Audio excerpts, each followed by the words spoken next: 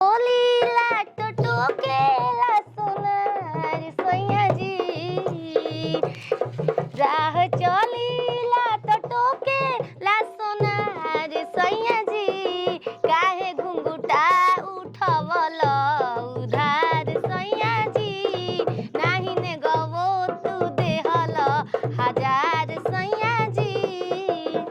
ये मारा कितना प्यार से खियाई खाओ खा घुंघटवा ऊपर उठाई घुंघटा हाँ उठा देनी हो बोला बोला का काम बा ई बताई हमार सार के तो जिंदगी धन्य हो गेल रहुआ के पाक कैसे गाड़ी दिल रे छिनारी गा तोरे सार तोरे छिनार भाई सार सारवा कसबाड़ी केंद्र धर तरु अरे हितावा तोर माई के कौन बात नहीं के मजाक होला मजाक करते जीजा हवा हो खा हो अंडा सोनार के दुकान पर से अंडा किन के लिए आए बहुत बढ़िया मुर्गी ओका पराऊ मुर्गी जाय दियो तारा मत फेंकी में ए मादे फेंक रहा थोड़ा मैं अंडा 4 गोले में थरिया में बा देखी तब अंडा वे तर से हम चालू करता रही समझ ली ना अरे अंडा अंडा भात का के तपादी के ना तपादी तो तपादी कूद कूद कूद अपादी तो ए रूठी रूठी रूठी अंडा खा ये बात रावे ओठ मुंह लेखा अंडा बा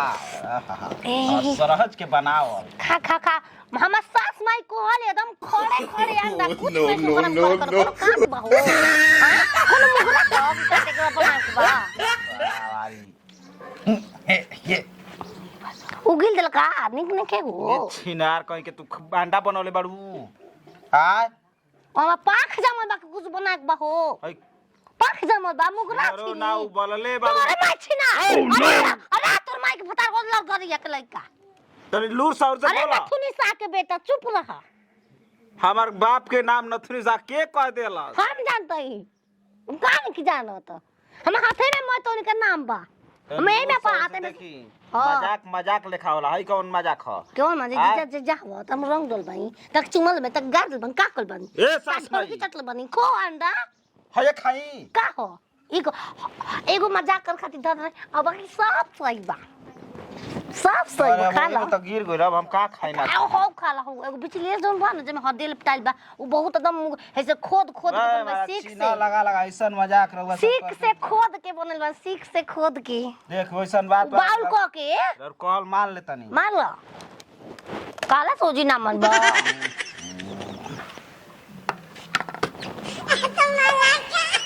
ये यार कहीं का अंडा बनल बाड़ू ए सास माई पता के भेजल बाड़ू खियाए खातिर आए ले के पलंग तर जा पलंग तर पलंग तोड़े कैसे कोले पलंग तोड़े सगवान के पलंग आइल बा आज तक सम तोड़नी ना तू काई तोड़बो हैं चल नाच नाच रे नाच न रा कहां जात रो कहां है तोर हो नहीं तोले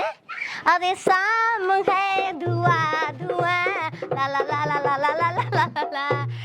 अरब रानी छुआ छुआ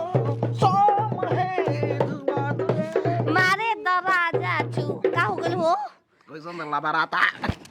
ए जरा कहां जाए के सोचतो सपना देखत रह के सासे माई हमके बना के देबे हम लिया दिल बन तो उनकरो के मेरा बता दे कि कैसन दामाद हई ले जा थरिया बा सा दामाद के नाता भुलाई में हमरा देरी ना लागेला ले जो दो गलबा साफ पे कहल बिया छिनार कहीं के उनके छिनार काहे कर ए सास माई छिनार आइल गोल छूट जाई 10 ना 5 रोज रोज ऐसे टपका रहा आवा आरो भतर काटो से नहीं मिली खाए के हमरा के मिलता नहीं खेंकरा के बनाई देखी का कहता खियावत या पियावत तेल दुआरवा बाहर दे त दामाद जी का कहियो के सास माई के दुआरे पर भिनी भिनी माछी भिन के दी तो हैं कितना दिन के बाद आइल बना यही से कहियो कि मुर्गा मछली तो हमेशा खिएबे करना 4 दर्जन अंडा लियल बनी है अतना ठेल के खिया दे अपन दामाद के कि जाके अपन गांव में अपन माई बाप से इतना नाम करिए हमार कि सास के दम हमारे कैसे बात नहीं भेजा हां काहे के सियल बन का चाहतनी छिनरपन देखावतन जाय जा हई खोचरैलवा खागे में काहे रखतनी बिना छिल्ले डाल देले का एगो दुगो अंडा बा चल कुछ के घोट घली एगो दुगो ला त बिना छिल्ले देखि भुला करे तन भुला गेले एगो दुगो मैं खड़े अंडा बा के खाला ऐसे ए पहुनी का कहतन रवा जी खाली हरदी कुल लपेट लपेट ध दियल बा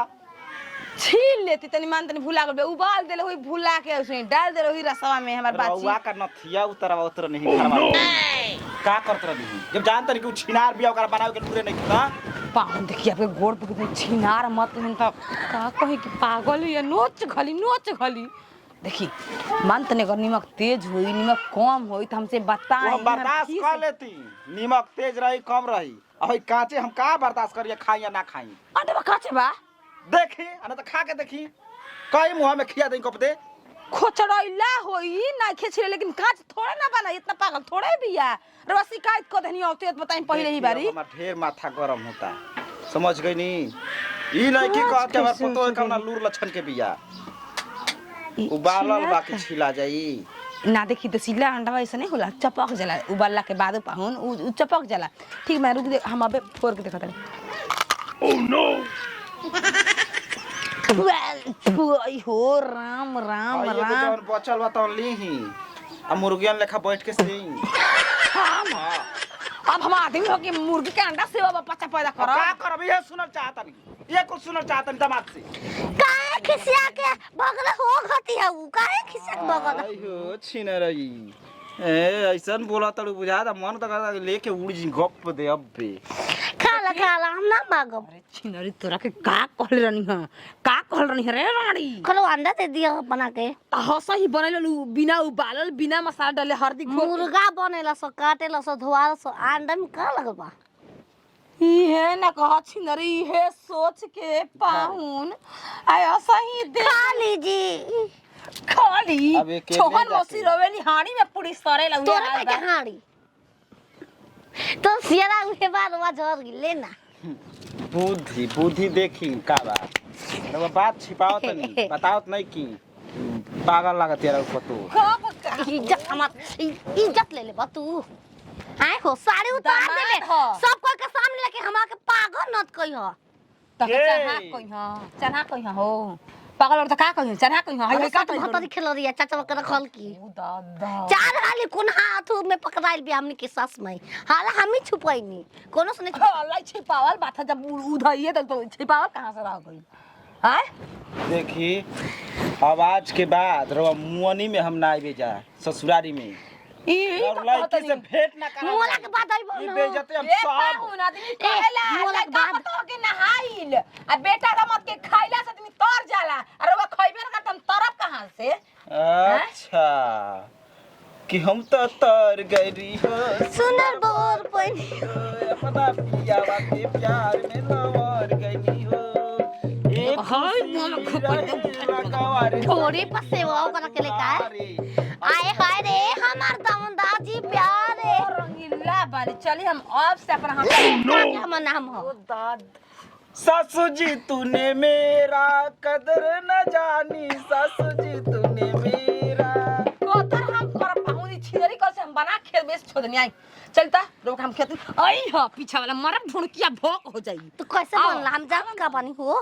दे देन हम देखना कि बेटी पे सही 10 अंडा खाए सुजक अब ओकरा के फोड़िए दे तो रहिए का जाई हो नहीं तो